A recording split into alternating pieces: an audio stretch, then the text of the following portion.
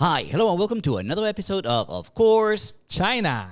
I'm Fernando, and this is Ziv. And today we have a guest that actually needs no introduction for us. This is somebody that we have known for pretty much all our time in China, isn't it? Yes. Mr. Gao Mingjun. Thank you, guys, for bringing him in. It was a pleasure to be here. Wasn't expecting to have my two best friends behind the scenery. Good to have you. Good to have you. Well, Gao Mingjun is your Chinese name, but your real name, well, we're going to talk about that too, but what's your name? My name is Miguel Alves. If I said my whole name, Miguel Alexandre Carvalho Ferreira Alves. Parabéns. That's a long name. What do you do when you cross the border? Come on. It's you. The first time that I crossed the border, then ask, there's no room to write my name. Right. And they said, oh, just carry on writing on the top of it. And then when I wrote the first time, I came to the end of the line, and they said, I don't have more room. Well, just keep on writing below. And so what, you keep doing it every time? No, nowadays, I mean, after you do it a few times, you kind of figure out the size of the characters that you write. But you need to write the whole thing. You need to write the whole thing. Every time. Every How many? time. What is it? 4, 5 No, names? Four? nowadays, no. For the past 2-3 years, You have the past 4 or 5 years, You have the card or something. I've got the right. e-pass, So so it's I don't You need don't easy. need to fill it out, yeah. Right. No, but that's an interesting thing also when you write, because they always ask you about Xing and Ming, Right. and they don't Last name they don't and- know that there's other things than just Xing Middle, and Ming. Zhong. Yeah, there's no middle name. There's Yeah. no like maiden name. They get very given confused. name. Yeah, when I gave my kids the names, when I gave the middle name, I don't have a middle name. Yeah. When I gave the middle names, I was thinking about it, but screw them, you know. All right, so yeah. Miguel. Miguel, as you can see on camera, but those of you who are listening on the podcast, Miguel is a chef, basically. He's a person who works in F&B, and he's had a ton of businesses here in China, in the city of Dongguan, and outside of China. So let's start, Ziv, if we can list them, and you can correct us if we're wrong. Okay, I'm gonna try. Okay, so What's the first one you so remember? you came here in 2002. 2001 you came. 2002 you started 2001 living I here. came in for right. the first time All just to touch base, and then I actually moved to China. Okay, so in 2003 you opened your business, the restaurant, Pizzeria Calzone. Pizzeria Yeah. Calzone, yeah. Right, Hey, by the way, the uniform, this is not a sponsored video, okay? right. I just got off work, so Right. So Pizzeria I literally Calzone. just got off work. Okay, Pizzeria Calzone you had first, and then you had, I don't know the orders, but then you had, I would say, Bachi? No. Before No. Bachi came the French bakery. The French Bonjour. Bonjour, Paris. right. Bonjour, Bonjour Paris. Bakery. Okay, Yes. Bonjour. And what came after that? Bachi. Bachi. That was an Italian restaurant. Yeah. Right. And after that, And after Bachi, it came the Lusitano. which is a Portuguese restaurant, was the first one, the only one in south of China, And right? the first, and it was actually the first authentic Right. Yeah, I remember you Portuguese used, restaurant in China. I remember those mainland. lunch buffets. China mainland. It was good. Yeah. Yeah. And then after Lusitano After Lusitano, I opened the Nanchang branch. of Pizzeria Pizzeria Calzone, Calzone, another yeah. branch, right? Okay. We are at 5, I guess. Okay. Okay, and after that, there was the Café Lisboa, Café Lisboa coffee shop, the coffee shop. right? And after that, when we moved a small Thirsty Dog to the Bar Street, Okay, and so- we opened the Thirsty Dog. So that's like a bar restaurant. I think you bar- skipped Al Caters. yeah. When did you open Al Caters? Al Caters 2005. Al Caters Ah, is so a that catering was early. company. It was my Catering. catering company because Right. that time we had a lot of catering requests. Mhm. So I opened up my own catering company, Right. And okay, so we were in Thirsty Dog, Thirsty Dog. and then And then after Thirsty Dog, or Lusitano. Lusitano, Thirsty No, Lusitano, we already talked No, 2008. Lusitano was He before. doesn't even remember. He Oh, doesn't no, remember. no. And then after that came the Gourmet Deli. Right. Deli. A gourmet deli. Right, right. And then okay, so that's are we at 10 now? I think so. Was anything else? Any other one? No, I mean I All did right. other not owned. No. But you right now you still run and operate Pizzeria Calzone Pizzeria Calzone only. only right now, I right? focus totally in my entire time to Pizzeria Right, Calzone. and it's going to be 17 years this year. 17 years this year, yeah. Which is a huge achievement. Now, okay, so you had many other restaurants, bakery, coffee shop, a catering company, but they closed, right? In the end, you're now with Pizzeria Calzone. So, I mean, the F&B business is difficult. It's not for everyone. What do you mean? In when you that, say in what sense? Yeah. I think you have, I mean, putting back the experience that I've gained along these years, I think location is important. Yeah. But foremost, I think choosing the right partner, it's important. Because from all those businesses, apart from my catering company that I decided to close it down because there was less demand Right. from the very beginning, I think that the most important is choosing the right business partners. And the only business that it stayed open until today, it's the only business that I did not have business partners. I can relate to that. I can relate to that. I think we all have stories about partners. Yeah. We could go into that. I don't know the section if we wanted to. But I mean, it's really, yeah. I mean, it's almost like, and it shows also, right, that it's almost an impossible thing choosing the right partner. It's not easy. Choosing the right partner. Choosing the right partner, it's not easy because you might know the person. It might be your friend, might be someone that Right. introduced you to you. Right. But along the road, if you choose the right person, usually to get into your business, the things don't usually turn out the way A you lot want. of people always complain, Chinese partners, Chinese partners. I wanted to ask that. Yeah. Yes. So have your partners been Chinese, foreigners, or I guess you had half and both. half, I've or- had both. So I it's had nothing both. to do with whether they're No. Chinese or What's not. the difference? Is there? No, it's nothing to do with that. You can have good or bad in both, right? Different perspectives, different way of thinking. Right. I mean, if I remember well, I've never had a partner that knows about F&B. Right. So that was they were probably always- one of my mistakes.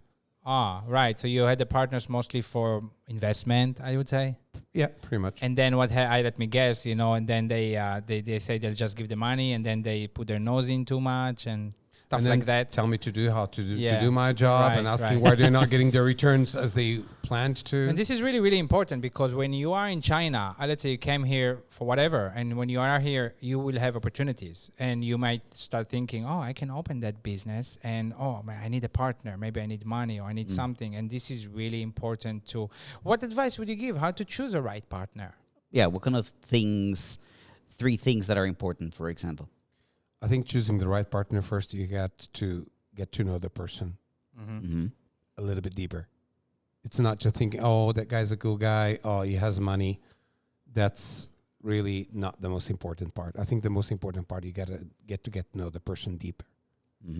Second part, you have to decide when choosing the right partner, how much that person is going to bring to your business. When I say how much is not how much money, how much input are you expecting from that person? Yeah. How much know-how he can bring? How much he Know-how, I don't think is going to bring a lot unless it's from F&B. But From business ways, maybe. yeah. So it's not only F&B; it's a business, right? So Right. he may bring other things. Like, for example, in this particular partnership, it's very clear what we are doing. Right. Right? Right. You've got the marketing, I got the technical stuff. That's Right. basically what it is. Right. And, we both share... Yeah, more to that. But yes. in general, right. We share knowledge and... But we've known each other for a long time, Correct. right? Correct. So we've known each other with good and bad and, all of that. So it's kind of like open. So I guess that's what Miguel meant in the first part. Knowing You deeply. get to get deeper, get to know the person. Right. And basically, you have to know what this person is going to bring to you. Right. Not only money. Right. Money is important, but it's not the most important. That is what I've learned Yeah. along the years. So are you still open to, I mean, you had, I guess, many issues. I would say, maybe failures with partners. But are you like at a point where you will never take another partner, or it's not like that? I would never say I would never drink from this water again. Never say never. But I think that if I would go into a partnership, I would learn from the mistakes from the past and dig. And that's deeper. something we spoke about before. I mean, as business owners, right? And you had many businesses. We have businesses. The failures are very important. Yeah, but I not would only say. with partners. You're talking about Right. a relationship with landlords. You're talking Yeah. about relationship with your staff, the way you hand the stuff. Right. Talking about relationship with suppliers, I- choosing I- the right supplier. I wanted to start talking to you about that because you take a lot of pride in the kind of products that you serve. I mean, like nobody that I know in the city. So that's really important for you. How do you create those relationships with suppliers so that they give you the best quality product and the right delivery times? And I mean, how's the process of finding the right? Just after I talked to you Yeah, this afternoon, yeah. a supplier came in and brought me some fresh Italian cheese. And he wanted to sell me the cheese. And I said to him, look, we have a different way how to choose a product. First of all, I want to know the product meets the quality that we need. Secondly, I want to know if the product is sustainable, saying that I'm not going to order the product today. You give it to me, I reorder next time, and you say, oh, I've got another brand you can try. Okay, so that's part number 2. Part number 3, I mean, last but not least, obviously it's got to have a competitive price. Right. But first is product quality, number 1. Product sustainability, product availability, number 2. Because we're talking about imported products, not a product you can buy around the corner in Meijia. Yeah. Right. But how do Part 3, it's got to be competitive. For example, I've just changed my artichokes before Chinese New Year. I'm actually paying a few RMB more for an artichoke that is a much better quality than what I was using before. And last year I changed my flour for a cheaper and much better flour. So it's got nothing to do with the price. When was the point where you learned how to do these things? Or is it over time? You learn step by step. You make mistakes. You make first. mistakes, and you make little differences by picking the right partners. I'm not talking about only the partners that involve in your business. Right. When I say your suppliers, my suppliers, right. our staff, they're the an important landlord. part of the chain. Right. Is it different? Like suppliers for restaurants, you make Italian food, you make pizzas. People watching maybe are in this business in other countries. How is it different, the relationship with suppliers, or even what you described in here in China compared with, because you know the restaurant business abroad? Oh, you got much less choice here. You get less choice here for Western food. Yeah, I mean, if you're in Europe, I mean, everyone comes by, knocks on your door, and gives you a free sample. It's easier. Of course. It's easier there. Of course. It's like if you go to Europe and try to open a Chinese restaurant. I mean, here you got so much choice. Yeah. In Europe, then you're limited to choices. Right. Hey, I wanted to talk because a lot of people think, oh, you just brought a chef, a guy who makes pizzas.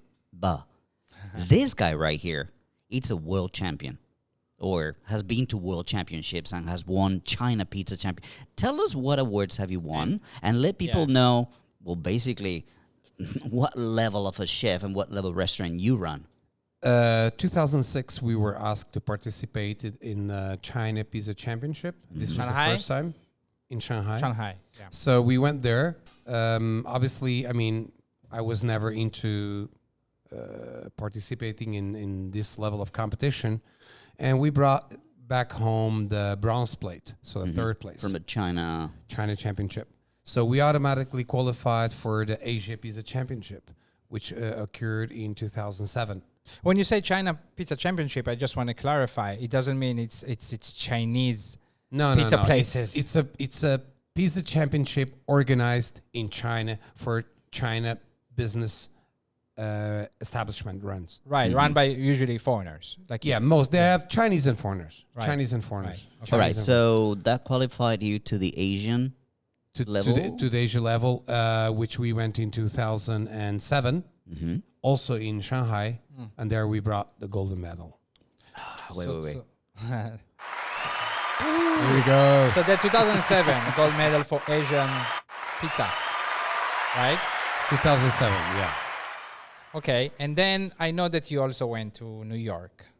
And then obviously we automatically qualified for the World Pizza Championship. That was the okay. And that's when we went in 2008 in February. Okay. So that was a big deal because we're talking about the World Pizza Championship. If I'm not mistaken, there's 132 countries. Oh, my God. So when I got there, first time in such a huge event, Guess which name was pulled out of the hat first? Gao Mingjun from China. I said, guys, this is not fair, because it was the first time I was in such a huge event, Yeah. and they pulled the name out of the hats to see who goes first. Yeah. Guess who came first? So this is not just you make a pizza and you let them taste. It's how you make it. But you're working with, I had all my products with a quarantine certificate, the CIQ health inspection, and all my products, they got retained in China customs. Oh, What? So when I arrived US, I had a guy that showed me where Little Italy is in New York, and I had to go in overnight to get all the ingredients, and I had to make my pizza dough there. Insane. So I'm talking about, I'm making a pizza. This is not my beach. This is not my waves. I am talking about that you have to make a pizza like you prepare to make, yeah. but with a different dough, Different ingredients, everything. Not what different you're used tomato to. sauce. Not what you're used to. Yes. So next day we went to the championship, and I was the first pull out of the hat. Oh, okay. Then I forgot about that. You're talking about you have different pizza trays, and the most thing, you have an oven that you never used before. You Yeah. have a rolling oven, Right. conveyor And that's oven. an issue with pizza making. Not that I would know, but yeah. So it was a very intense day, and then we went to the next day because the pizza was going on for a couple days. And when they start to announce in the third place and second place and first place, and then we've got an honor plate. So I took back the honor plate, the fourth. Okay, Right. They called At it the honor World plate Championship. at the World Championship so- for the first time. So it's like Italians always the world champion or no? No, who won was a Finnish guy. All right. This has got nothing to do Wow. with your Now, roots. I'm going to give you some hard question. I mean, some people watching is like, what a Portuguese guy making pizzas. Representing China. Portuguese, representing right? China with an Representing Italian China restaurant. making pizzas. What the hell? Yeah, there was, when I call my name, and from China, Mr. Miguel Alves from China, whatever. I don't sound too Chinese. Yeah, you don't look very Chinese though. When did is it something with pizzas? When did you start making pizzas? I started making in pizzas 1991 in Portugal. Okay. At that time in Pizzeria Calzone, Portugal. Okay, there was a pizzeria Calzone Portugal. And I was a staff. All right. And the former colleague of my mom opened a Pizzeria Calzone. And I just came back from Sweden. And they were asking, I was working in a small Italian restaurant in north of Sweden. Right, you in Sweden. We'll get to this after. The pasta restaurant. You lived in so many when I got places. back, I got back, my mom said I was looking for a job, and my mom said, Pedro is looking for someone. He's going to open in a couple months. He's going to open next month. Are you interested? Well, I don't really know how to make pizzas. Well, he's looking for someone reliable, someone that has a different mentality, has been abroad. So I went there. I had an idea how to make pizzas, but that's where I learned how to So make 1991 in Portugal. Lisbon, Yeah, in Lisbon. Portugal. Yeah. In Pizzeria Calzone. Not In yours Pizzeria yet, Calzone. but... So after 1 year, the business is going good. And I wanted to quit because it was a hard job. And I was not being paid what I wanted to get paid. Right. And they decided to give me 10% of the shares of the company, Oh, Okay. okay. which I never got the cut for it. So I waited 3 months, 4 months, 5 months, and I quit again. Then the guy said, we are having a hard time because the business slowly went down. Yeah. And they promised, they never paid, and that's it. Right. So that was okay. So that was 91. So you started making pizzas there. And then after 91, what was your next stop? Because I know you lived in many places. Even before 91, that, then Sweden. I went to Spain, to Madrid. Then you went to Spain. Yeah, I went to Madrid. Also hospitality, Yeah, restaurant. I opened a small, tiny little pizza place. There was another business. There's the 10 in China is not okay, right? So you opened. Yeah, with my next girlfriend. Okay. So it was this point was she had the money, Okay. I had the know-how. Another partnership. Another partnership that didn't work. They didn't work. It didn't work. Right. So yeah, I had a small place, but then I already had, experience. I already had the know-how. Right. Yeah, it was Madrid. totally different. Yeah. Okay. So you've lived in many, many countries, and we know that you Some of speak them. tons of languages. Well, ton. Well, Only nine. Only nine. Nine. Only 9. Only 9 languages. Listen to this guy. Yeah. Only 9. So what are they? Portuguese, Yep. Spanish, French, Italian, German, English, Swedish, Norwegian, and Chinese Mandarin. And a little And Cantonese. Well, a little bit You're Cantonese. pretty good. Cantonese. I You're used pretty- to- I used to to- me, it Thai. sounds good. I used to speak a little bit Filipino. Arabic. Okay, so how about That this? doesn't count. Like I know you speak well. I've known you for a long time. So, well, you speak Chinese very well, and you speak Cantonese quite. Some Chinese people will say quite well, right? You think it's how important is this in your success? It is In very China. important. It is important. Do you know why? Why? Because you get more local. You can communicate with the locals and Yeah. And you're not like a Lawai expat. Right, so Lawai. You are a local expat. You are a local. So you get more respect, Yeah, and the people get closer to you. They listen to you. and they it's get harder to cheat you, I would say. Yeah, very much harder to cheat. I mean, we all been cheated in the past, but Yeah. nowadays But no. okay, so you can try though. but for you, but knowing you, I know that you didn't really study much. I mean, it just comes to you. I mean, not comes to you in one day, but you pick it up, right? With time. I've never had one class of Chinese. Right, so you're one in of those my entire people, life. learns from just Which- From the exposure. street. which I wish I was, but I'm not. So this is great, but let's say most people are not like that, right? They need to study, but do you recommend? Like, it's really important No. for. You don't. I mean, not for, really. for success in China. For success, like someone coming here. Just trying to get closer to the locals. Mm. I mean, basically, I've had that time not many foreign friends that time that we came here. So you think that you can Yeah, do I it mean, in other ways? I probably have a little bit easier to pick up the language. I mean, we all born with a gift. Yeah. Right. Yeah, that's Exactly. basically what I always thought, that you have a gift for languages. Yeah, it's Because true. look, I've been here a bit longer than you, Yeah. and I suck at Chinese. My Chinese, I don't know. It's a when, little, when yeah. you are working with Chinese staff all the time, that helps, and I think that True, has a lot true. to do. Do you, Honestly, for me, your Chinese staff, do they speak English for or me, Chinese? it was like this. I mean, when I came here 2003, so I did some lessons, maybe 10, 20 lessons.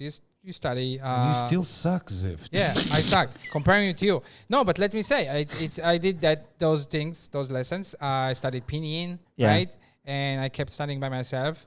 And then in 2005, when I started the business, you hire people and you need them to speak English, right? Yeah. And you're getting busy. You get really busy. And then you find stop a trying. translator No, and you an stop trying. assistant. It's like, why? Right, right. I don't speak. Can you speak English? Tell me what. Tell me you what. get on the What's phone? he saying? What's she saying? Yes. Tell her You this. stop trying, and it's wrong. You start depending on other people. So I think I Can spoke Chinese say, better Can I before. say one way how that I start to remembering more Chinese?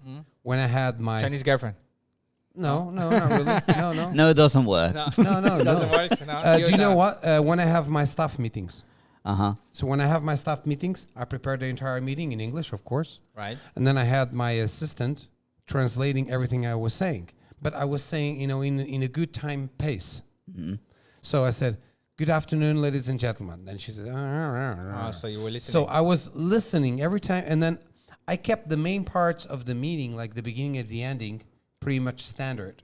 So she said So it it's a as many repetition. times, then I start to remember. but it's still a talent to remember. I've heard this many times too. I mean, But The thing for me, for example, you are learning Chinese at a level that's corporate. It's your business. My business is teaching children. So the Chinese that I hear is just kids Chinese. So you're So that's good what at- I yeah, speak. but that's the you're good next at kids step. Chinese. I can tell you that I need to go pee, but that's about it. yeah. No, but I think that there's steps for that. So I think that the first step is you need to start to be able to communicate the general speaking. And then obviously you get more involved into your business. And then you're able to talk about different other topics. Because for many years, I Yes. could only say Yes. like onion, bacon, cheese, watch the dough, So the pizza is burning. How would you no. like your steak? So you never had a lesson with a teacher, but you did pay attention. You did look and wanted to learn it, right? That's kind of, you needed to pick it up. It's not just Right. like you woke up in the morning speaking Chinese. No, right? it takes time. Yeah, It but takes what my time. point was that I think after 17 years here, it's very important to learn Chinese. I can say it because I don't. I mean, when people come visit me from abroad, they think I do. Because when you sit in a taxi or you go to the supermarket, I can converse. I can.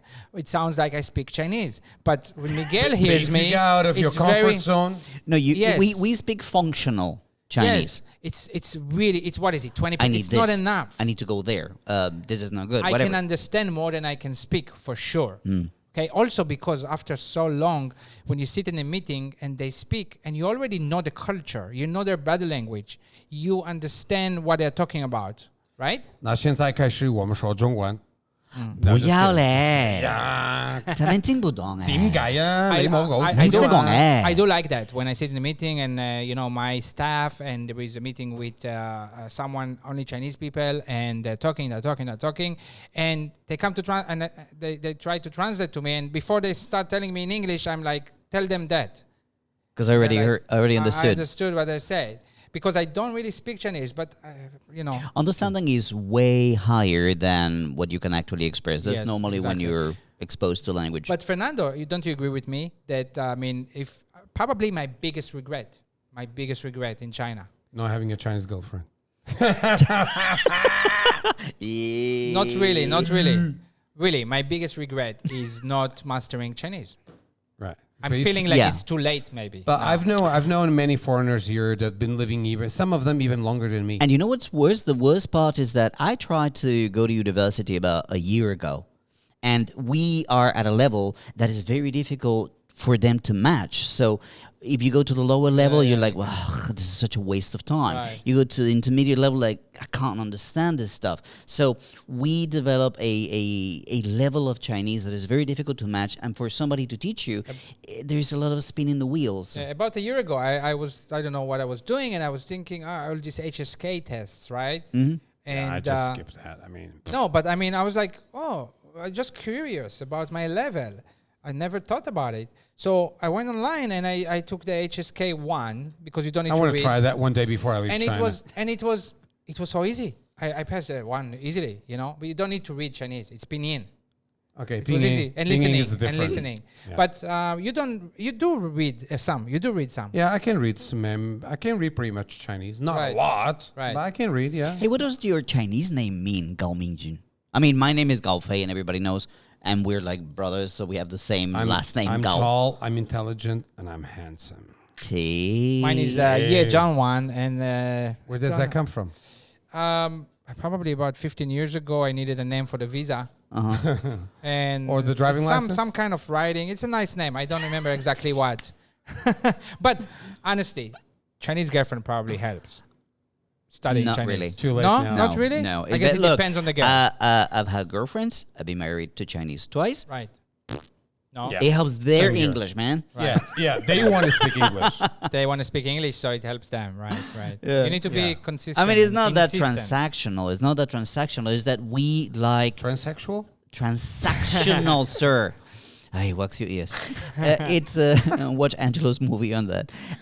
No, what I'm saying is that it's not like they're with you to learn English. It's just that it's easier for you to express your feelings and communicate in English. So that's what you choose, and they end up improving way more than you do. Let me ask you this. My Chinese just... Because sorry, you said let me- 9 Let me languages. just finish this one for Fernando. Sorry, Yes. Zip.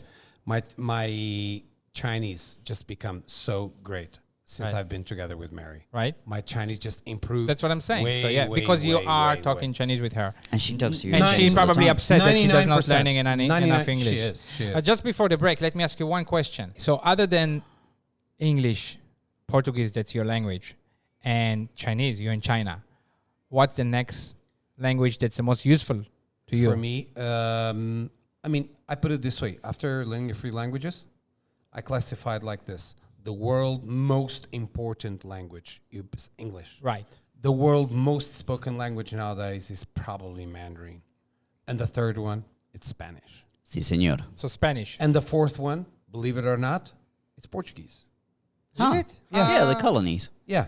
Yeah. And Well, Brazil- India Brazil is well big. populated, but in India they have like 100 something dialects. Right. But we have a lot of countries that speak Portuguese that many people don't know about Right. it. So how often do you use those other languages? I mean, in hospitality, it's Every probably day. useful I use it every day. because you have customers, It's right? so fun. Indeed, we just before I came here, we just had 2 German customers that walked in. Right. And it's so fun when you're walking around the restaurant and you're talking with people in English, and then one in Spanish, and then one in Cantonese, and then one in Mandarin, then in English, and I speak with my brother in Portuguese, and then I speak with somebody else. It's so fun.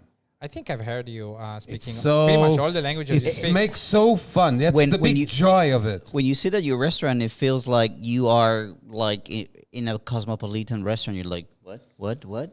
Yeah, you don't get that kind of feeling. Yeah, how is that? You know, you have a restaurant in China great. and you It's have really people great. from all over the It's world. really great. Yeah, it's fun. Hey, I want to talk a little bit about a couple of things. TripAdvisor is a very important thing for businesses. How important is it here in China for a business like For yours? restaurants, definitely. It is important, although there was a time that I didn't pay much attention to it. I mean, I didn't thought it was that important. But we being number one for a couple of years. You're number one, yeah? No, In what- we were Oh, number you- one for a couple You of are years. in Dongguan. In Dongguan, we were Right. number one, and then we dropped down a couple places. Right now, we're number 3. Right. But there are categories. There are categor- no, as but there is categor- also no. Dongguan. As categories, we're number 1 for Italian Right. restaurants. But Oh, there is number one also Italian in restaurant. Dongguan. And you're number 3 in. Dongguan. In Oh. entire Dongguan. So not Dongguan right. City. So that's what I'm saying. I think the interesting question here for the audience is, okay, they are business travelers, maybe some of them, they come We here. get a lot of business travelers. So- They never been here. How real is it? We do get a lot of new footage from people that came here for the first time. But how real is it for the customer to find, I'm going on TripAdvisor, I come to Dongguan, I have Because they 3 search days. Italian restaurant or pizza. Boom, we pop up Right. first. But let's say I just go to Dongguan restaurants and I'm going to go to the number 1 and 2 and 3 if I have a few days, right? I think also the people also read a lot of the latest reviews. Right. So the reviews is The are reviews, important. they usually go back. I mean, if I go and search for a place that I've never been before, Mhm. usually I try to go back like half a year or a year to see if there's. Again, there's also a lot of fake reviews? non-real. Yeah, Okay, Well, there are fake from- reviews. yeah. So you maintain your TripAdvisor, you answer your reviewers, Of course right? I do. Of course I do. Yeah. Okay, so now it's a big part of the business, right? It's a It's one part. important. It's It's an important important, part. yeah. Yeah, an important part. How about We got the other Chinese, the Dianping. right? So we're how on- about we're I on want to ask top. about that. How We're, about, we're top on of top. Dianping? We're on top of Dianping. Yeah, I want to ask, how is you on top of the Dianping in what? Italian restaurant or restaurants? Western restaurants. Western restaurants. Because Number for 1 in Chinese, Western restaurants in Oh, Dianping. Okay, in Dongguan. So this brings me into a question that is also interesting. Chinese customers and foreign customers, what's the main differences in a place like yours? cheese. Cheese is the main difference. there are two What do you things. mean? Well, there's a lot of You're talking about tolerance. customers or restaurants? Customers. No. He's asking about customers. What's the Customers. difference between the Yes. Chinese customer and the Western customer? Yes. Not In your restaurant. the restaurant. How do you need to treat them differently? I mean, they probably like different food You can't treat them differently. That's the big mistake of many other restaurants. They do. You cannot treat because they customers expect the differently. Western treatment, right? Exactly. When they come the to your Westerner, they're expecting when they order something the most authentic as possible. Uh-huh. So it's hard to make two mouth happy. It's very hard. Okay. And on the other hand, there's two things that Chinese they're super hypersensitive to. It's either too salty or too sweet. Chinese. Yeah. Okay. I remember back in the days when they served a Parma ham. I don't eat raw ham. It's not So- raw, it's smoked. So that just means that you may recommend different dishes to. We do. And when they order a dish that we already know that particular dish, it's very strong, like gnocchi, 4 cheese. You might want to try something else. No, I Right. want to. Oh, that's very cheesy. So oh, you- I like cheese. Okay. Don't blame Good me one, like after. you give them some advice. Some as to- guidance. yeah. We give them some guidance. I have another question. I mean, from my time here in China, I've seen people drink wine, mixing it with Sprite, and I think like, Right. what the heck are you doing? Not so you- much nowadays. Exactly. So that Nowadays, has no. changed. But before, yeah. How important has been the job that you do in educating people in learning about wines and things like that? Because you have another business which we haven't talked about. What is Wine it? consulting as well and wine importing business. Yeah. But I mean, I remember going back to where you're saying before, mixing the Sprite with wine. I remember a guy asking me for a Johnny Walker Black Label And and going to Meija and adding a 3 RMB green tea. the green tea, like the clubs, right? Yeah. Yeah, you know the clubs. You get Yeah, a yeah. bottle of whiskey and Get a And some bottle of green whiskey, 8,888 RMB, and you get a 3 RMB Meija green tea to mix with it. Ay, ay, Yeah. ay. So, what do you do? What do you tell people when you're suggesting wine or things like that? Because it's education. you educate, you train the customer to know what's good, what's not good. What kind of stuff do you? When they start, do you have wine? What's your good wine? What's the most expensive one? I usually say, what are you going to eat? Right. Well, I don't know yet. What's your best one? Well, I can recommend you a wine. Depends what you're going to eat. Yeah. You know, if you're going to eat something spicy, a lot of tomatoes, I'm going to recommend you a lighter wine. If you're going to eat something lighter, a carbonara or a margarita, I'm going to recommend you a stronger wine because you don't want that the wine overtakes over the food flavor. And I assume they're very receptive. They're like, oh, really? right? No. But if I'm on the ground, if I'm not in the kitchen, if I'm on the dining room, they go with what I say. Yeah, that's what I They mean. go So with they my probably recommendation. appreciate this and learning. If it's That's what if, Fernando if they meant. if they turn over to one of our Chinese stuff, they're probably not so confident. They're not so convincing. And they, whatever, just give me that one. I think that the convincing part is really important because, like, why would I listen to another Chinese person? You know what I mean? Yeah. I know better than you. Yeah, But and when they listen to you, you're like, well, this is the foreigners. This so is the guy, the man talking. This is the owner of the sign above. So. Which brings me to another, I think, very interesting point for people that are thinking of, opening a restaurant maybe here. Staff. You have two kinds of stuff. The one that have experience, it could be good or not, and the ones that they don't have experience at all. All right. I've had both.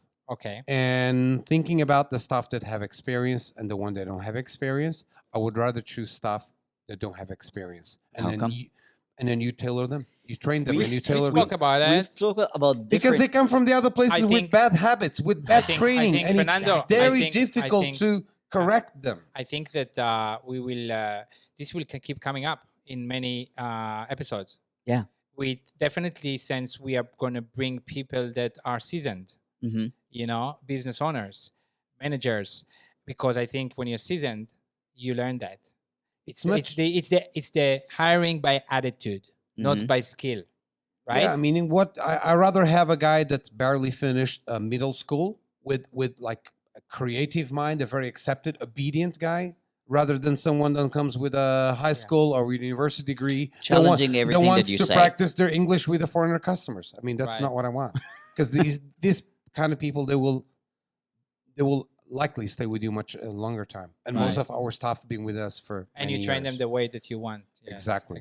and Make them feel important, make them feel significant, make them feel that they are could be I much. guess it's not like that in the Western countries. It's probably the opposite. No, It's the opposite. Of course, Yeah. you want someone experienced. Sure. I mean, and- I and hired you to work, not to teach you. This is Uh-huh. not a free training center, and you're getting paid on the top of that. Correct. That's how I feel, for example, with some of the people that work for me. I teach them how to teach, and then they leave and they go work somewhere else with all the things that I learned from me. But anyway, you got to do what you got to do. Yeah, I mean, it's something. It's a very important lesson about China, I guess. We've had staff that came to work with us, they left for whatever reason. Usually it's not, they never tell the real reason. And then they go and find a new job. They go and open for their own restaurant.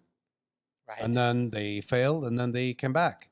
That's another, of course. So we China. Of we have course, welcomed China them did. Moment. back many times. Yes, Mhm. yes. Many Hey, times staff that You left. are a person that has done so much for the city, has done so well, has you employ tons of Chinese people. I know you changed your fleet of cars. When motorcycles were forbidden, you went into cars Right. as to keep on delivering your pizzas. When you changed later into electric cars, so you're out there with the city, going with the changes in the city. The question that I want to ask you is, how do you feel about the situation with green cards? Somebody that has contributed so much to the city. What's your take on that? To be very honest. Yes, that's what we want. To be very honest and humble speaking, I think I deserve a green card. I deserve a green card. Yeah. I've been contributing a lot to the country. I contributed a lot to the city. But you're almost eligible, right? You're actually very close to that. This is the third time I've get the papers and the documents together. And they always tell, there's always something new. You told me the other day there are only like 1,000 and There's something. 1,032 In all green cards China. in the entire China mainland. Right. We were talking the other day, I think it was you or Billy, we were talking like, if there's anybody who does everything by the book, we're talking sanitation, we're talking taxes, we're Yeah, talking... I was talking it's about you. this situation, and with the special regulations, with the current situation that we have here, and they reopen the restaurants and rules. And I was talking to Fernando, and I was kind of like, I think Miguel is the only one, doing everything by the book, like many, many times. I think. In the past, yeah, not because just I don't yeah. want I don't want to have the hassle of in being that court sense of is anything. how I feel, and I agree with you that you are the person who deserves a green card more than. But I don't There- think I don't that- know anybody else who But deserves they it don't more go than by you. that, right? They don't go by No, like, if you're a scientist, if you are if you have a company invested $10 million, right. I mean, I devoted more than one third of my life Mm. to China. I've devoted more So- than one third of my life to China. So let's talk about that. I mean, again, for our audience, if you come here to China and let's say you start a restaurant, right? You have an investor, you're starting a restaurant, you open a business, you can get a work permit, right? That's not a Right. problem. No, that's Let's say you have a business, it's not a problem, that's right? normal. If you have If you want to be diploma, if you want to be legal, of course. even if you don't have a diploma today, there are ways to get it legally, right? yeah, true. Yeah, and then how many years do you have a work permit? Now, I have work permit for, if I'm not Very long wrong, time. this is my 16th year. Another thing, Social Security. You contribute to Social Security month after month after month. How long have you been contributing to Social Security? 11 years, 11 plus years. right, and you're paying taxes for these 16 years, And of I course. paid yeah, tax yeah, for 14 years. yeah, Because okay, in the earlier times, my salary was low. right. I had a low salary. Didn't need to pay tax, And there was it was not mandatory at that time. It was not mandatory. yeah, things changed. Yeah, and Right. things changed. So you were denied from the green card or the permanent. No, I wouldn't say residence, denied. you They call just didn't take my application. Like you're not there yet.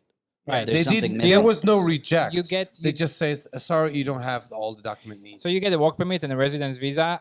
What is it? 2 years every time or 1 year? No, 3 it's, years? the past two times I had 2 years, and because I didn't have enough years on my passport. Right. Do you remember that I only had 2 Do you years. remember when we got the 5-year one? I got the 5-year. I did too. You Yeah. did And then too. they took it off. I got a 5-year one, and after 2 years, I never lost, got I the lost my 5 years. passport. And I came back and I said, "Hey, I had 5 years." I'm like, it's not happening anymore. I got a 5-year. Then I had another year.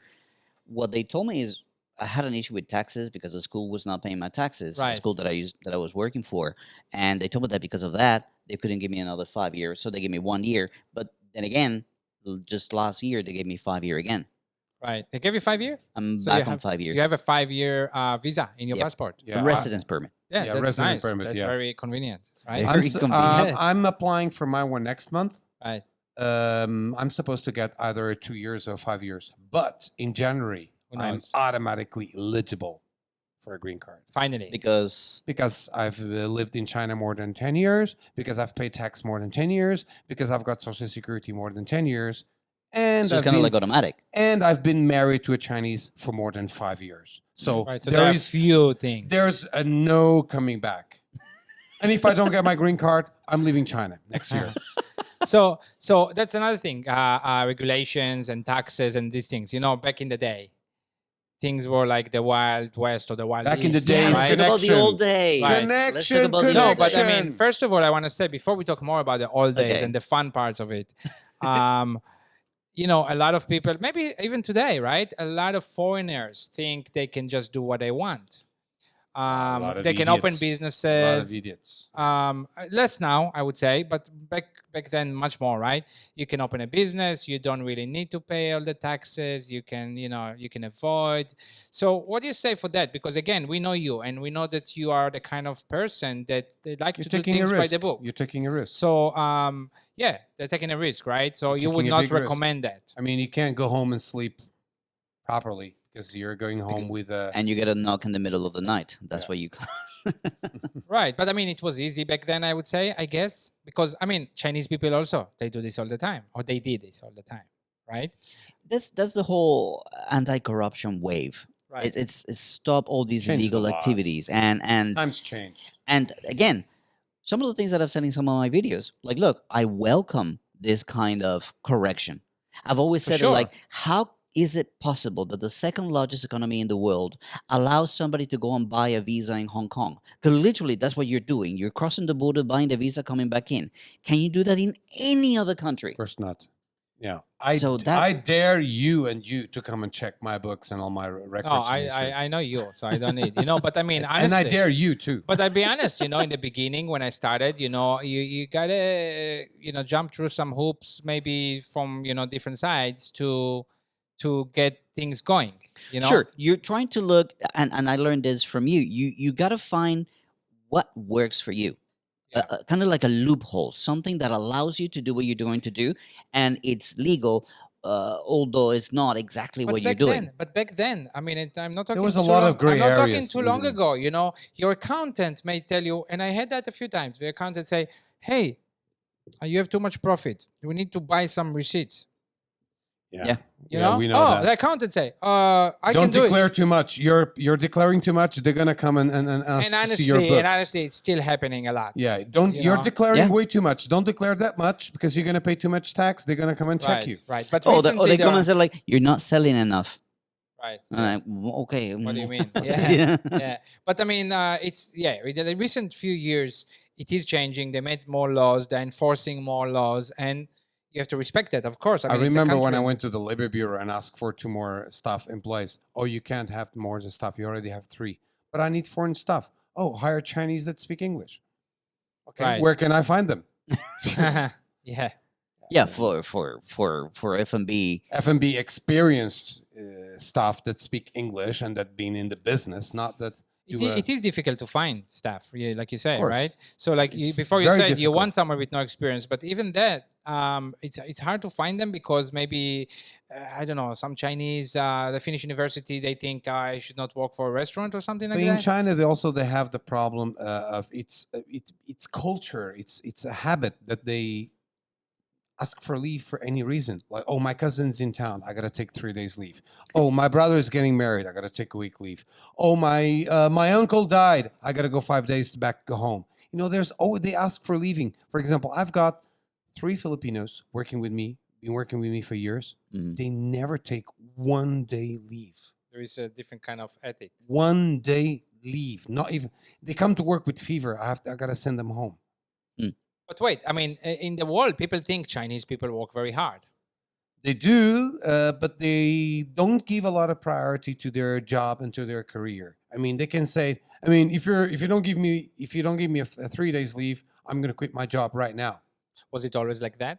It's been always like that. Really? Yeah. Okay. Is It's this been maybe related to what one-child policy? They're spoiled. They're spoiled and they think that they can get a job around Yeah. next door, and then It I'll get paid probably 200 RMB more or 100 Right. RMB less, and I'll get a job. It's not too My much main loyalty. thing is I'm gonna go home to my brother's wedding, or my best buddy that helped me a couple years ago is in town, and I gotta spend 3 days with him. And work, it's not important right now. we have something in the education industry called poaching. People come and poach your Right. customers. People come and poach your teachers.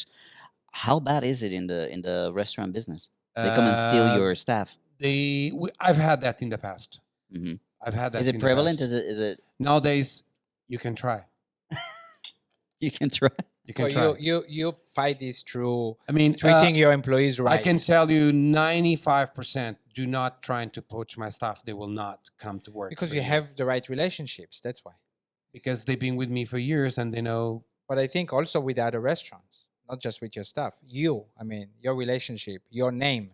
Oh, with other restaurants? Yes. Oh, we have like a gentleman's agreement with a Mhm. few places Yeah. that we would not take anyone from anyone restaurants. I've had someone in the past that came, oh, I worked for Buongiorno. Okay. Why did you left? I says, oh, I left because I went home in Chinese New Year. Okay. Are you okay with it? I call your boss. Do you really have to? Well, I can only hire you if I get talk.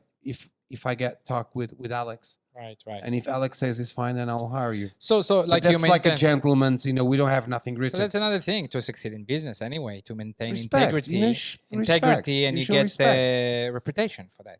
Mhm. Yeah. That's true. Okay. Old days. The old days. Old days. So I mean, you came What- here what's that? 2001, 2001 to beginning of 2002. You came here in 2000, 2000. 2002 Shanghai. Well, I arrived in Dongguan in summer of 2001. Okay, and I arrived here 2003. Hmm. Right. So yeah, that's a lot of years. I remember the first here at Dongguan. You do? What Yeah. What do you remember about I it? remember the photo. The photo. What was Yeah, that? New era, Yeah. correct? That you mean the first The first month of issue. here. The first month of here. here. Yeah, I New remember. era. I remember New that. era. I went to Miguel. We weren't very good friends yet. And before it came out, I went to Miguel and I said, "Hey, I'm doing this magazine. Take a look." I mean, I had a sample, right? Uh-huh. And I had Yeah, a sample. I already have a customer with the Jewel of India. Yeah, I remember Right, that that was part. the first You took a customer, full right. page. Yes. Yeah. And then I showed him, and he was like looking through it, and he said, "That's interesting. That's Very nice, interesting. yeah. Very nice. I'll wait a little bit. I want to see how it comes out. I'm like, Because I okay. didn't know him. I didn't know Right, it was a right. scam if the magazine would ever come out. Right. True. I mean, we don't know each other. And So I was being and then cautious. it came out, and from the second month, he took an second month I advertisement. took an advertisement. And he had it for many years. He had it for many years. And I respect that. I mean, looking back today, maybe I don't remember if I was like a bit upset because he didn't want to. Yeah. But looking back, I mean, that's a businessman. Yeah. You know? Yeah. Yeah, I mean, I didn't want to go to something that I don't know. It's not an existing magazine going on because this was like a project starting from ground. Right. Yeah. And I wanted to see, okay, let it come out. Let me see how it looks Right. like, And and then I'll make a decision. Right. And when he came out, then a few days later, I called Ziv. He came, and we Right. started talking about business. Well, this Right. is a bit of the conversation that perhaps Ziv can't really participate too much. But you were saying the vroom, vroom, vroom. Ah, What's that about? the bikes. Right? That's The the motorcycles, bikes, right? the The motorcycles. What do you remember about that? I mean, why did you get a motorcycle in China, and what motorcycles did you have, and what was it like back then? I had 3 motorcycles. One of them was just a short period. I had a Kawasaki 750, which I ended up selling it to buy VMAX from Mauro. You guys remember Mauro? Oh, I Yeah. remember. How can I forget?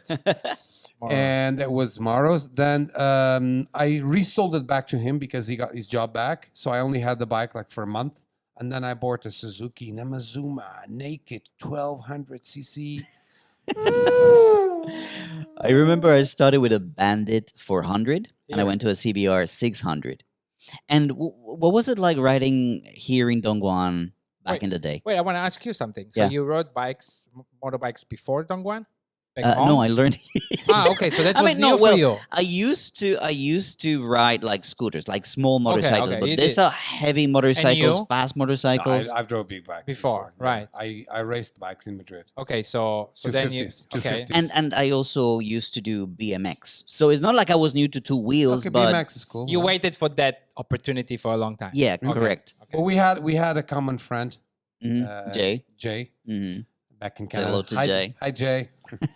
We were 3 of us. We were 3 of us crazy in bikes. Where would you go on Dongguan Dadao, right? There was 16 kilometers of stretches. I remember the camera was like, we passed by with the bike. You So got some there's- tickets? No, Or there No, was because license it's so plate? fast. No, because the cameras They those days, couldn't- they were Well, at just that time, the taking- cameras were very slow, so they would take a Right. picture of the pavement. Right. Yeah. Who's that pavement? Okay. Or that, yeah. Okay, What can do we you- talk about this? Yeah, I mean, I'll tell you what. Yeah. I got my motorcycle from a hangar, like from a storage place in Human, and I paid, I think it was like 15,000 for my motorcycle, That's not bad. and That's not. They- The, that's the actually dollar not the dollar bad. was 8,000, right? yeah, and they sold me a license plate for 100 RMB. So these things were just a license the plate. A wild- license plate that didn't exist. no. My license plate, and you guys never got to do this. My license plate was a Wujing WJ, which is military vehicles. Okay. So You had a military plate. you don't remember? Oh, that was my second motorcycle. Oh, the And I second used to one. get on the highway. I used to go teach in Chang'an, for example, or Tamping Right. on the highway. Okay. How worried were you How? about doing that back then? Maybe not at all. I don't know. Yeah, you're young. You're an idiot. Yeah. That was what, It 27, seems 28? like everybody do that, right? Yeah. Right. And I remember I had a friend who said, like, look, you know that you're on borrowed time. I'm like, what do you mean? Well, the minute that something happens and the police comes in, they're going to take your motorcycle away. Like, this is 15,000. Who gives a damn? I'm having too much fun. 15,000 I- RMB. I had Yeah. the first two bikes. They were with fake numbers. The third bike, it was a real number, but on the registration it says 125 cc. Okay. So I remember that very day that the guy stopped me at the Dongguan Dadao. The police, they just come and block, and they said to me, "Do you have documents for that bike?" I said, "Yes." "Okay, can you show it to me? Show the documentation." That looks pretty big for a 125. I says, "That's a 125." That's what it says, sir. Before we go on a break, I would just say Dongguan Dadao is a Dongguan Avenue, and today you got like a cameras. Dongguan And if you delivery. do what they do, Cameras everywhere. if you everywhere. do the same thing, you will probably go Get to jail. posted. You get posted. Very much, yeah. Yes. All right, cool, guys. Let's take a short break. All right, Gao Mingjun. This is the time where we start playing one of our games, okay? So the game is called This or That. We're going to give you a couple of options, and you need to choose, okay? And you can explain your reasoning behind your choice if you want to, okay? So let's keep it short and sweet. 10 different choices. I'll ask 5. Ziv asks 5. So, Ziv, Right. you want to start? Okay, yeah, I'll start. Very easy, right? You choose this or that. I'll start with a hard one. Women, Chinese or foreign? Time is money, This. sir. Huh? This No, you tell me Chinese women or foreign women? Chinese women. Chinese woman. Well, you're married with a Chinese woman. Of course. So I If you give said that. anything. No need explanation for that. Foreigners are too nosy. Too nosy. All right. Yeah. Okay. Next All one. right, mine. You own a pizza shop, right? So here's a question for you. Gas oven or wooden oven? Gas oven. Why? More consistent. Efficient. Makes sense. Yeah, you mean wooden oven? He gives a more niche taste, a much better taste. He does than gas, but gas it's more consistent. All right. Okay. So- Next one is electric or combustion Car. car. Definitely electric. Come on, it's green. It's green. It's silent. It's faster. Okay, if Catch it's the me right you, kind. Catch me if you can. All right. I got a brand new That's Tesla. a conversation for another day. Yeah. All right. Your turn. All right, next one. Wolfie or Chinese company? Wolfie is wholly owned foreign enterprise. Wolfie or Chinese company? Of course, Woofy. Why? Why? Because then you are the totally entire owner of your own company. Is it more expensive? Is it more difficult to It's manage? no. It used to be much more expensive to create a Woofy, but nowadays it's not that. It's not that expensive. Right. It used to be much more difficult. Yes. Mm. But Yeah. definitely Woofy. Definitely. Okay. So safety. Safety first. Yeah. Yeah. By All the right. books. Pizza or pasta? Pasta. What pasta? Carbonara. Carbonara. All right. I like it light, simple, and no cheese. I like your stroganoff. Stroganoff That's is my good. favorite. Okay. Chinese food, as in from other regions, or Cantonese food? Chinese food from other regions. Which one in particular? Northern Dongbei food. Because they come in big portions and I'm big and I eat a lot. 饺子, huh? 饺子,饺子. 红烧肉, and 肉夹馍. Oh, Roger Those Moore. cakes, Chinese yeah. Chinese burgers, yeah. Yeah. All right. Beijing or Shanghai or Hong Kong? Hong Kong. Hong Kong. It's more Western. More Western. More Western. Okay, you if you gave him the option Hong Kong or Macau, Macau. you see? It's more Portuguese all the way. Because it's a kind of, it divides me in my heart in two. China and Portugal. right. Macau is exactly half Gives you Portugal. both. You go a lot to Macau. I used to. No, You used to I go a don't lot, go that yeah, much you used that to. often. But we used Right. to. Okay. One before the last. Okay. Customer is always right or not? That used to be, not anymore. Customer is not always right. When he's not right, we have to point it out why he's not right. But you probably have a way to do it. Yeah, we have a It's way. not We like- will not tell him you are not right. No, but Some- that's back in the 80s. Some Italian restaurants will do that. Yeah. All right. Next one. Decaf or regular coffee? Regular decaf is for coffee enthusiasms, not coffee lovers. Decaf Good is answer. I not. need Okay. caffeine in my blood every day. Sugar or sweetener? I'll sneak one in there. I used to do sugar. I'm on sweetener now because a couple of years ago I went to check my blood sugar and it was Okay. high. But every now and then I do a little bit sugar. You know, like if you sugar. don't have the right sweetener, Right. you have too much chemicals. So I do. Nowadays I'm dividing half. Okay. All right. And the last one, sparkling water or regular water? Sparkling. I If never I want to get drink, if I that. want to drink regular water, I go home and I drink from my mom's tap. See, that's something. Maybe I'm very simple, but I never get that. I'm You the know, same. all the sparkly water. It's so fancy. Who needs that? You know? Because sparkling water, it helps you. It's so European. You know, the Yeah. sparkly water. I mean, yeah, I need my San Pellegrino. yeah, If I want exactly. to drink regular water, I drink regular water, from the tap, filtered. But if I want to drink mineral water, obviously I would drink sparkling water. Okay, for example, you're playing football. You used to play football a lot, right? Yeah. You have regular water. No, I have beer when I play football. All right.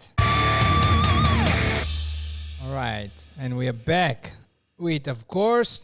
China. All right. So we're talking about the old times. And I was just thinking to myself, I wonder what's the percent of foreigners from those who came here to live here for whatever period of time that stay here as long as us. There are not many. There are No. not. What is really it many. like? Must be 5%? Less than 5%? Yeah, less than 5%.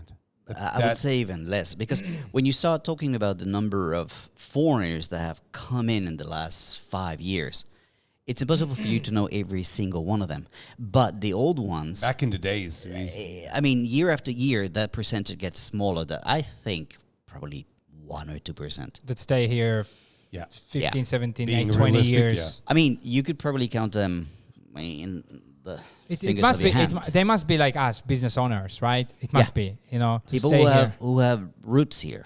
Right. Yeah. Yeah. Are they married to Chinese or business All right, owners? let's talk about some of the things that were complicated back in the day. Some of the things that were difficult back in the day. What do you remember as being hard?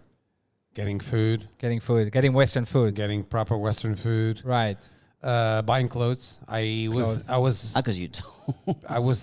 and buying clothes and buying shoes. I mean, Right, for you. I wear 45 or 11, Difficult. so I could never. Is it easier now? No, Still not. no. So how did you? I mean, how do you do that? How do you solve that? Hong Kong or No, when I go back home, I buy a couple stuff and I get tax free. I'm a tax free exempted. Did you go home every year back then? There was a time that I spent 5 years in China without going home. Right. I had Because I had 4. at 9? You had 9 years without being home? Wow. Yeah. Yeah, but your home is far Wow. away. Wow. That's a long time. I had 5 years. Yeah. I didn't go home. Right. When I got back, wow, so many things changed. So food, it was hard to get Western food, you said, right? So there were only a couple places in Dongguan. It was hard to get to a Look. doctor. Oh yeah, but we're talking about food. I mean, the only place you could get anything similar to Western food at that time was probably Vientiane Cafe. yeah, U- Meeting Cafe, but UBC, I Taiwanese. I call China it Groove? fake China Western Groove. food. But yeah, China Groove had some food, right? Yeah, Yes, they did. Dickens. Then you had Okay. Chino Latino. Dickens, yeah. Chino Latino. No, Chino Chino Latino Latino was came a little after. bit later, a little yeah. bit later. But Dickens in the corner. Remember right? the Yeah. Uncle Sam, the wings? That's The open wings? again, I think. Oh, Uncle Sam, no, I don't remember. Yeah, that was the Back Uncle then? Sam. That was back in Guangcheng. There was Guangcheng. a guy Wow. that lived in U.S. that came Oh, back. really? Yeah. Okay. I wonder, I mean, I guess that many cities in China are in the same kind of position. Doesn't matter where you were. In a second tier city would probably be the same situation, right? Unless you were in Shanghai, Beijing. So, what was Yeah. your go-to food in China for you? For me, Yeah, where- those days. Where did you Chinese, eat? Maybe, but there was this revamping restaurant in Guangcheng. Revamping. Yeah, like That's a the name? turning. Revolving. Revolving. Yeah, In that's on Guangcheng, top you of the mean- hotel. You mean Remember the, that one? Yeah, yeah. That goes The around? first the time I've been ghost- in one of It's those. the Ghost Hotel today. No, doesn't exist anymore. They You know tore it when, down. when Paul was here? No, the one I- in Guangcheng. No, you're talking about the China Overseas Hotel. Not that one. No, that one still Okay. exists. Yeah. That one's still on, yeah. No, but it's not open. It's ghost. Of It's course closed. not, because course it's not. open like they have like 7 or 8 sisters. Right. And So you're talking couple about of a them different died. place. In Guangcheng, where there's the Guangcheng PSB, main administration district. Okay. So there.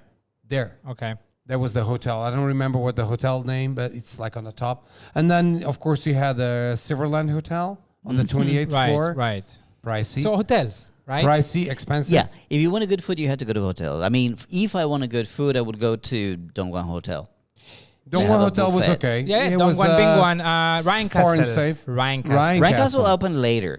I'm you talking mean- about the one right next to People's Park. That's what I used Yeah, to Ryan do. No, Castle that was opened. the Ryan Castle. Oh, That was also Ryan That Castle. was also Can I Ryan tell you a Castle. story? I'd never eaten Japanese food in my life when I came to China because it's very expensive in Colombia. We don't get Japanese. Right. So I go to eat Japanese, and I see this green thing, and I think is mint.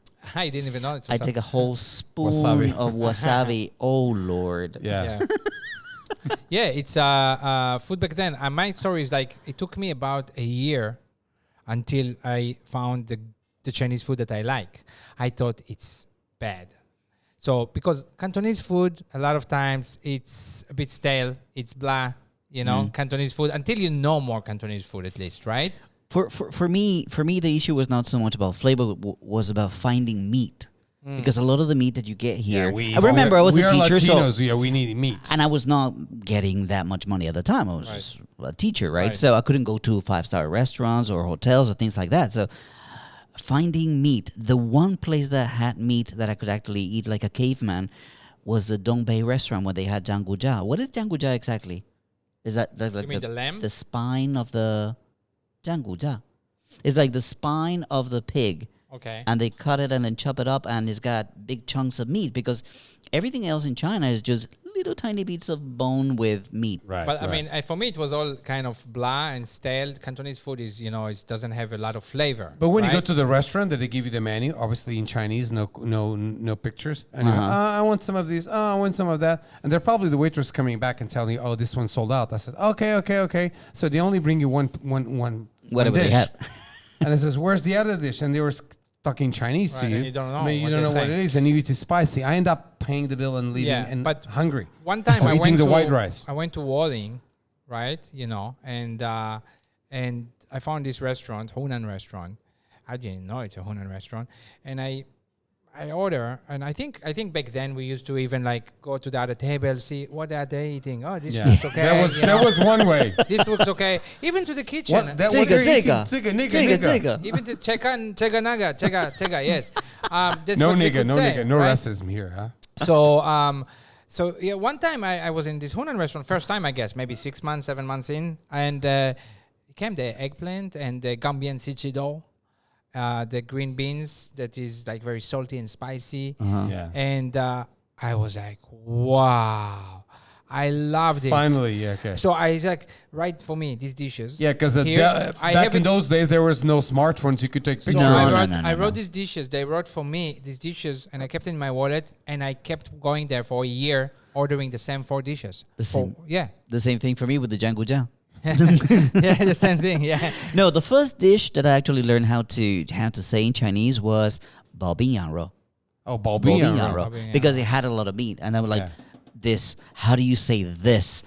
Bao Yeah, bing it's yang like rou. it's like a Chinese pancake. It's like a pancake with lots of with lamb. mince, Yeah. minced lamb. And then really tasty. And then with time, you find more and more and more Chinese cuisine that is great. I love Chinese food. Yes, I love Chinese and food. I love Chinese food too. I mean, it's nothing to there's- do with the Chinese food that we eat back in the days home. No, Oh, no, that's no. terrible. Like when the people go to Chinese restaurants, usually they're like cheaper Chinese restaurants. I know this for a long time. Last time I was a year ago in the U.S. and my wife, American, and she likes, because for her it's childhood. I get it. But go to a Chinese restaurant in the U.S. It's got nothing to do It's with it. terrible.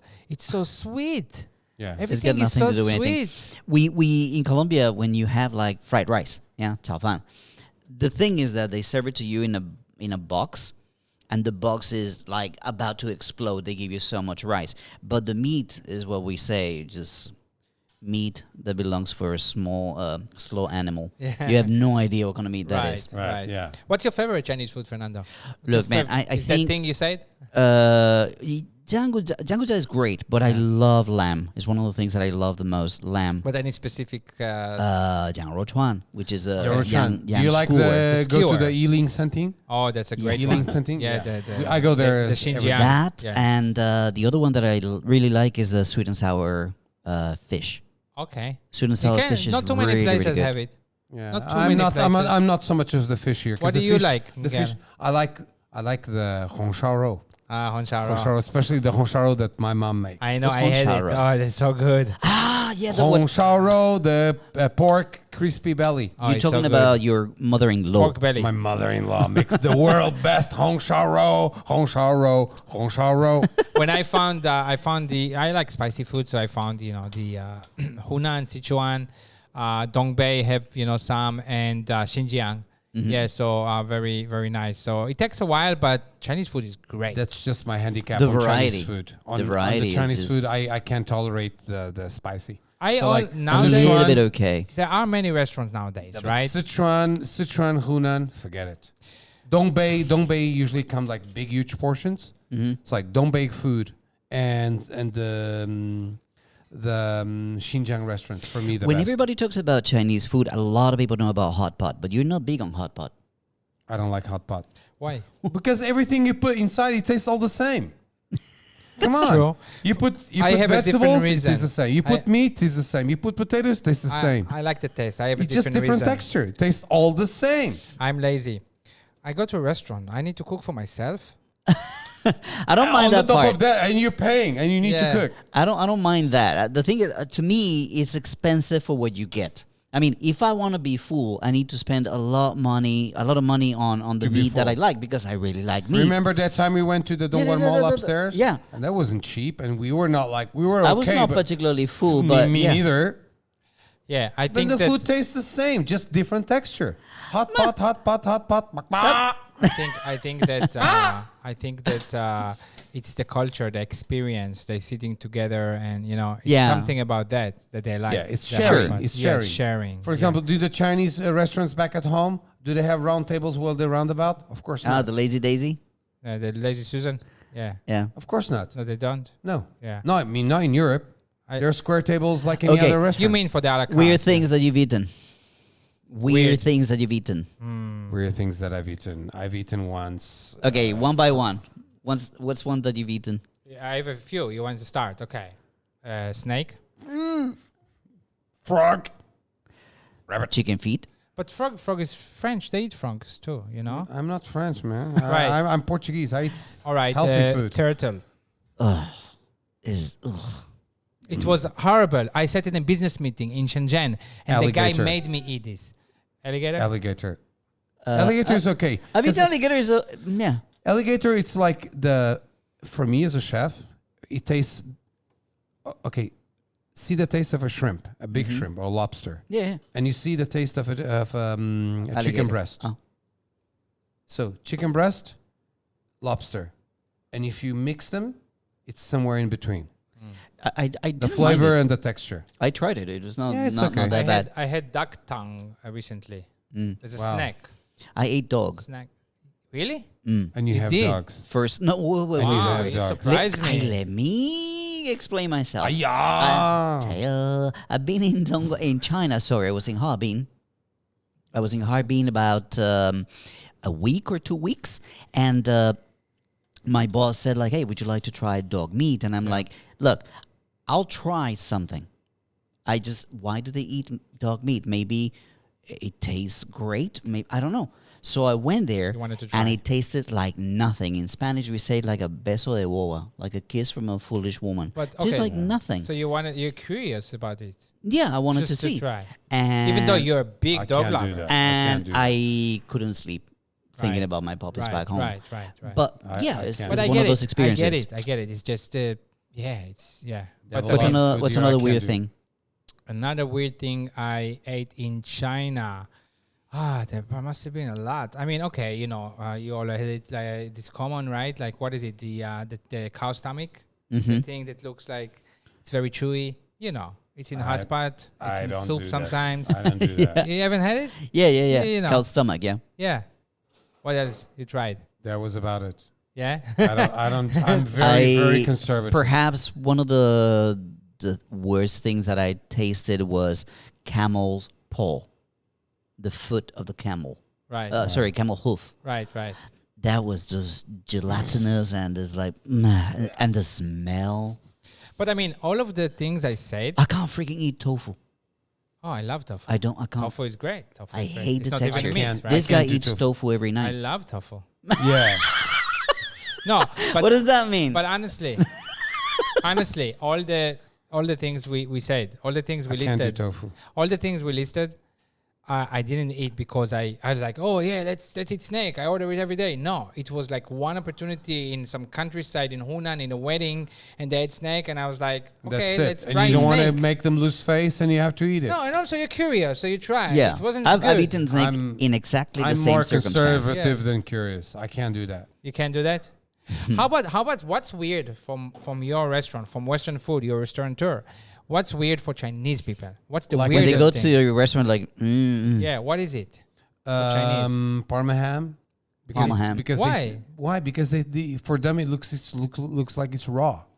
It's not So raw. carpaccio will Smoked. be even more. Carpaccio even worse. Right. Wow. What else?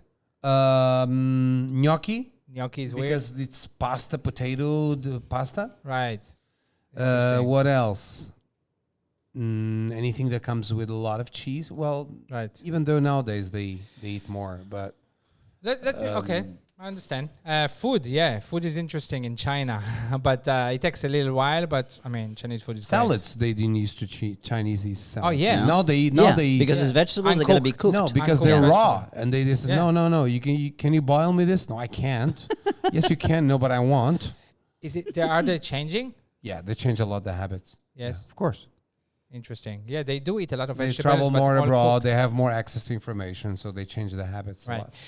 All right. So I want to ask you this, Miguel. You came from Portugal. Here we go. You came from Portugal. No, really, you came from Portugal, and you did a lot in China. And I guess there are not, tens of thousands of Portuguese people in China, right? Well, in Dongguan, there's 5 of us. 5 of you in Dongguan.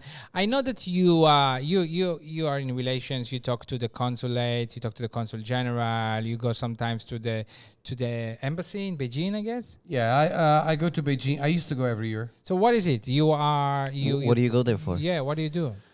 to share my experiences, to give some advices, also to share some of my difficulties that I've had, to listen from others. That Is it like a program that the Portuguese government has?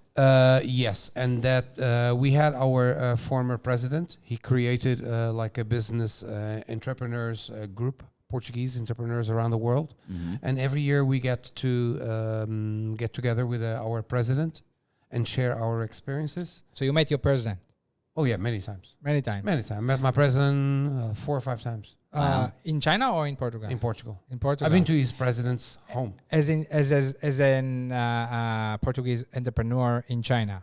Correct. I mean, if I would have been a Portuguese business in Portugal, nowhere you get close So to him. why is it? What is Nowhere. it?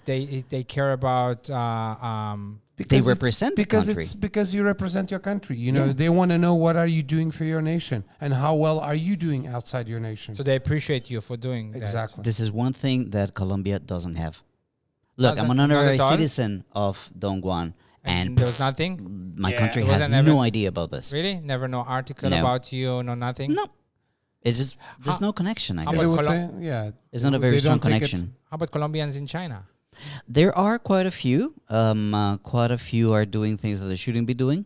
But are there Can I Colombians have their doing, WeChat? doing good things? Yes, there are Colombian doing great things. They're doctors, they're singers, they're teachers. There's all kinds of people.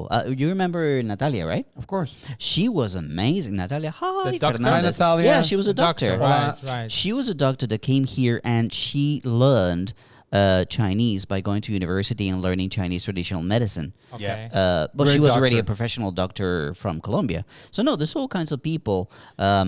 But yeah, But are you not in touch with your consulates?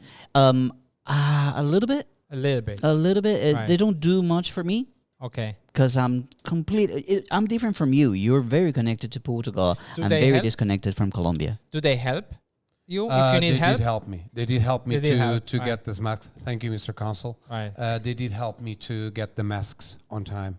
Oh, really? Ah, you imported some, yeah. I imported some masks. But they help you and- in other cases too. They listen to you. And Yeah, and I mean, I also give them some Advice and- some advices. You know, I am a normal citizen, but we have a very close connection with them. That's good. I think my in Israel, they help. They're very nice. They're in touch and they try to help. They try to be there for you too. Yeah. The thing is that some of the diplomatic force that is appointed in Colombia is just like friends of the president. So these are not, in a vast majority of them, they're not political or diplomats by career. They're Right. just this used to be my classmate, so you go there, or you contributed to my campaign, so you go there.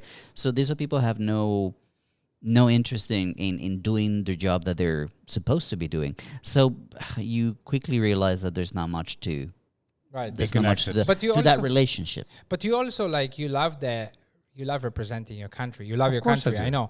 And you did the Portuguese We restaurant. had and- the Portuguese restaurant, and we had our ambassador that flew from Right. Beijing here Hmm. to be Dongguan. the grand opening for the opening. for the grand opening. Right. That's very nice. Because every year I used to go to Beijing, they keep telling me, when you open a Portuguese restaurant? Come Right. on, when you open a Portuguese Right. restaurant? Until I say today, okay, let me consider, and I will make an effort to open a Right. restaurant. And within 1 year, I He opened came a through. restaurant, and then he came here. And you also import wine from Portugal with a lot of pride.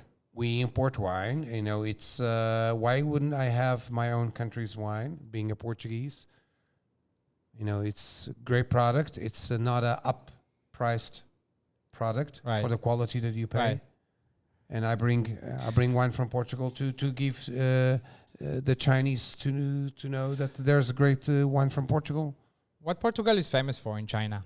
When you say you're Portuguese, what people tell you? Okay, when you're Portuguese, there's a few things that obviously they will know immediately. Tang ta, the Portuguese egg tart. Right. Macau. Tang ta. Right? Yeah. And also, we are well known in China for our cork. Cork. Cork. Portugal is one of the world's biggest cork producer. Oh, okay. Right. Not talking about the cork in Ireland, but the cork that and I would grows in our trees. say Ronaldo. Of course. Must Sea-law. Must, Yeah. Sea-law. must be in Sea-law. China, right? And then the codfish, and then the port. from, Right. you know, our Port, wine, yes. So yes. how would you characterize Portugal in China? Yeah, basically those four or Those five products. things. And also some people are buying properties in Portugal, A lot of people. right? Chinese. A and lot Vietnamese. of people buying property. Cool. We have now over 100,000 Chinese that Wow. brought properties Wow, in that's a Portugal. lot. Okay, and we are back, and now we're going to play another great game called What's Up With This?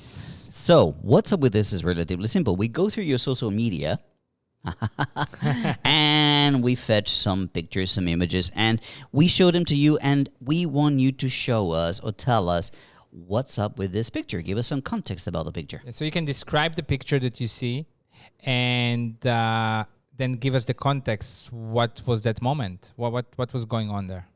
Okay, picture number one is this one. Yeah, this is when I was in Hojie, working at the Hyatt, the Hyatt hotel. Not the The fake Hyatt. The fake Hyatt, yeah. This is Yeah, what this year? is What year my, is this? 2002. This is where you When you came to came to China explore. When I for came to this China. job. Yeah. What was the job? F&B director. F&B director. You're very young here. Wow. 29. Yeah. that was, I was before already- or after your modeling career? They put him on the spot. No, you remember that day? Is that like the beginning? Yeah. Like one of the first days? This is probably like 2-3 days later. Really? Wow. Yeah, but I mean, this is 2000, this is 2002. January, maybe 22nd? So you were the F&B director of this hotel in the background? No, this is the government. The hotel it's not the hotel, it's not here. is It's right next here. to it, yeah. Next to it, Ah, yeah. okay. So what is it? Getting a visa? No, I just stand it there You just and stood get there. a photo. Okay. Was it good time working for the hotel? Learned a lot of things. I was Yeah. too strict. I had You were too strict. You I had didn't know I had yet. too many enemies. You didn't 'Cause know I yet. was by the And your book. standards were too high, probably. Yeah. All right. So the next picture. Okay, next picture is relatively simple. Tell us about this one. No, yeah, this is in Hong Kong when I went that's to nice. when I arrived with my brother. So Yeah, your brother I'll- is here also. Yeah, my brother this year we kind of lost contact for 20 years. Wow. I mean, in those days there was no social media. Okay. And this is when I went to Barcelona to meet my brother, and I came back. I met him in March.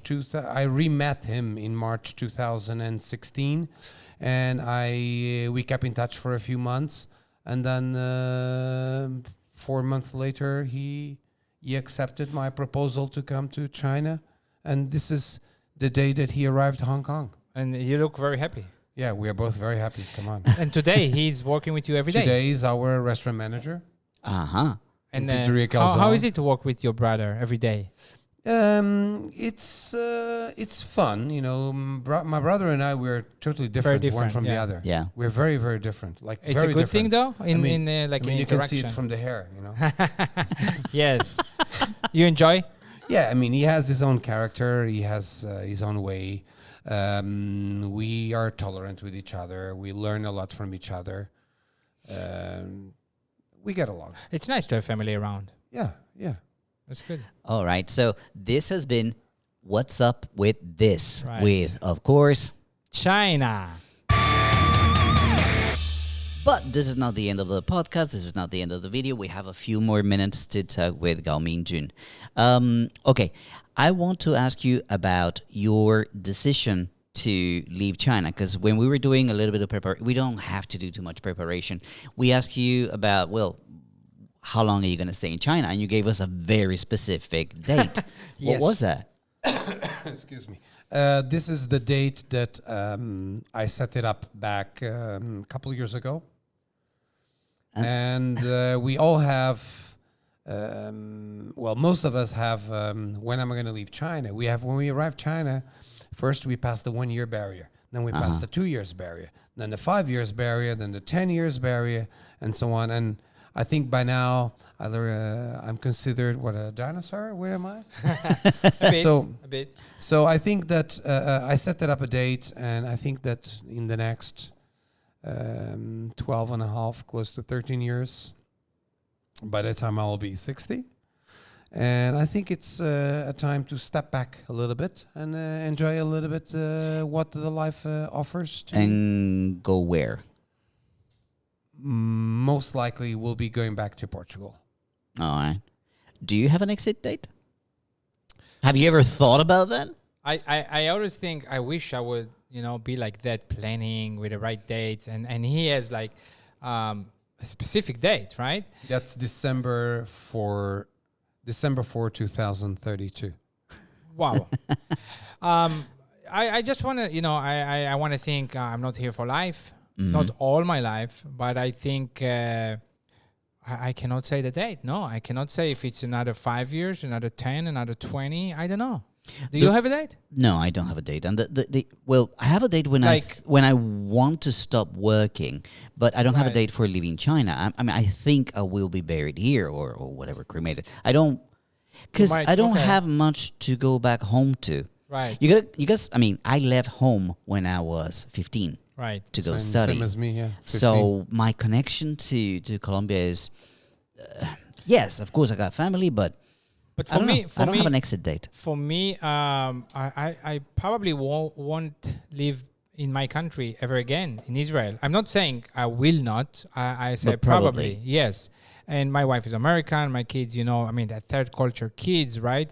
I just think the world is big. We are people that are very, how to say, worldly, very global. We just been in China in the last 15, 20 years. But the world is big and things change all the time. I mean, look what's happening now. Sure. Right? I mean, Australia, Canada. I mean, there are this many is good the plan. places. I mean, I'm not saying I'm gonna Right. follow the plan. I Right. mean, this is the So plan. you're reasonable. You're not like, oh, this is the plan and No, that's no, it. no, no. I This have is it's no the good to plan have. I mean, to go back think anywhere. about. Let's not just say what's happening right now in Right. the world. Right. But apart from that, Right. I still say it and I emphasize it. China, it's probably one of the safest place. I agree 100%. Not world. only safest, but I mean, still provides opportunities and interest. and the huge, the huge economy and development growth that China has. I can't imagine not coming to China. I can imagine still being in my country, in my hometown. Life would be boring. I mean, I wouldn't even know that life is boring, I guess. Yeah, because you don't know any better. Yeah. I mean, we have an interesting life, don't you think? I mean, when I told my friends I'm going to China, yeah, I go to China, and I'm going to Japan. No, I'm going to China. Honestly, you go to China.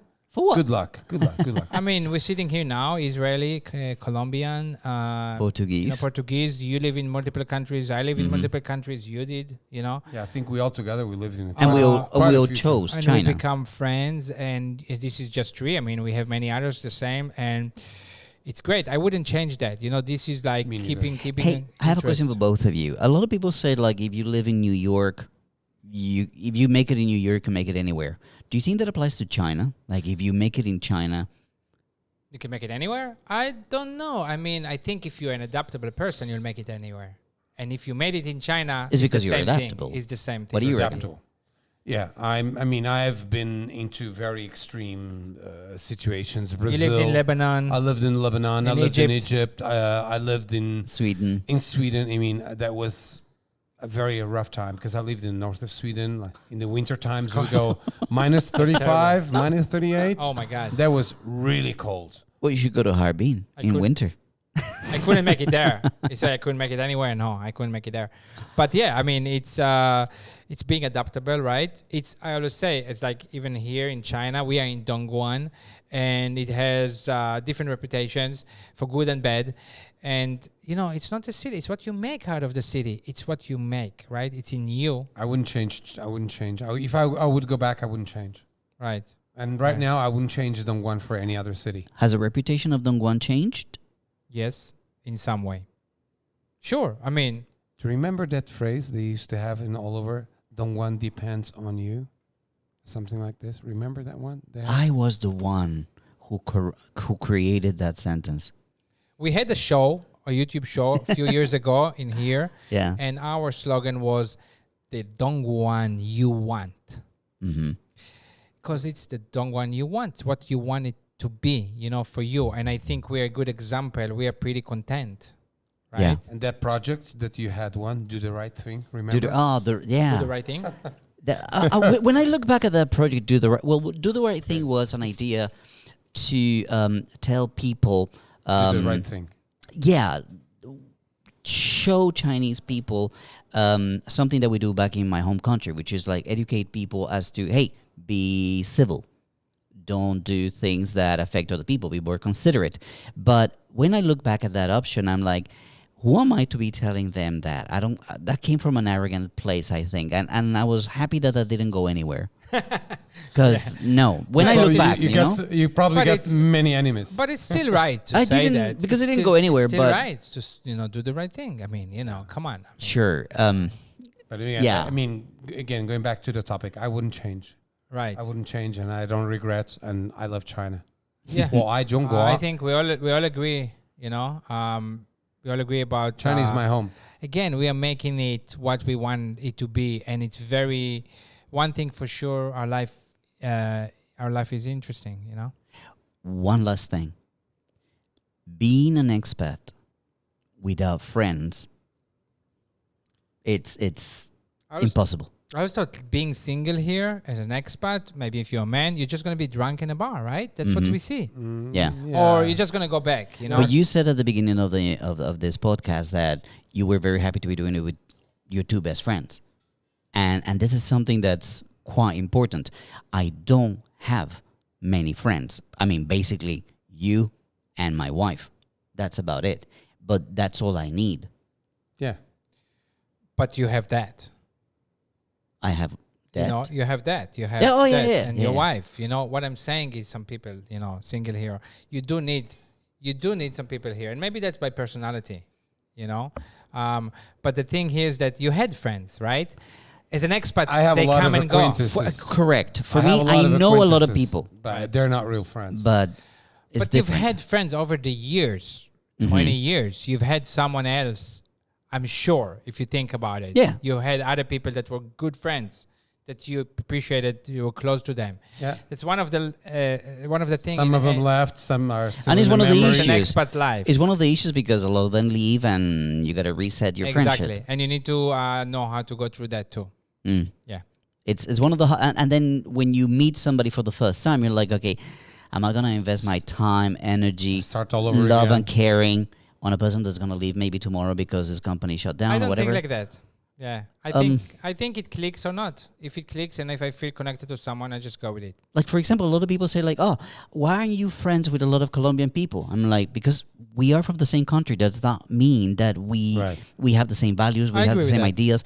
Just because you are from the same country doesn't mean anything. I agree with that. How Sure. do you, yeah. Yeah, I agree with that.